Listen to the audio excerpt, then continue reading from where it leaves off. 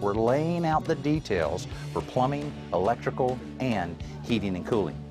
Meeting with each of these subcontractors to discuss the specifics of their work here is crucial to getting what we want.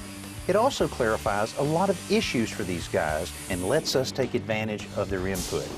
I do these two by themselves, the chandelier by themselves, and then these two by themselves. Let's do that. Let's do that. No matter how well you plan a project like this, even the most detailed plans don't always line up perfectly with the on-site realities. Now, the measurement of this doesn't work out on the floor over there. These guys also know the codes that apply to their trade better than we do, so they can help determine what is and what isn't possible. And so I'll be able to take that one out 2-inch, and I'll run 3-inch up to the upper floor, stick a bushing in it, run 2-inch on out, because minimum on a 3-inch is 2-inch vent line.